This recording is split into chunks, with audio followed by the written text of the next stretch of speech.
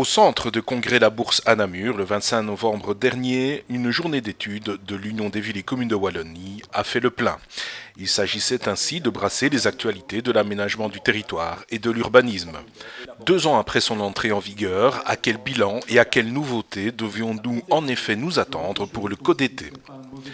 Le Code du développement territorial est entré en vigueur le 1er juin 2017. Après 2 ans d'application et grâce aux travaux menés par la task force chargée d'assurer le monitoring de la réforme tout au long de cette période, une première évaluation peut donc être maintenant dressée.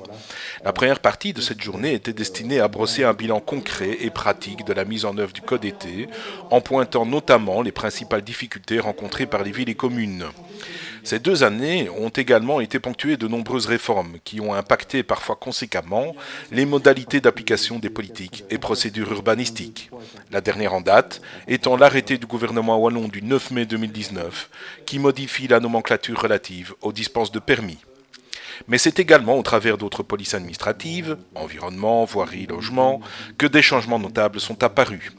Ce colloque était donc, pour l'Union des villes et communes de Wallonie, l'occasion de faire le point sur l'ensemble de ces actualités, en axant le propos sur l'importance d'une approche transversale des politiques du développement territorial et sur les questions les plus fréquemment posées lors de leur application par les services communaux.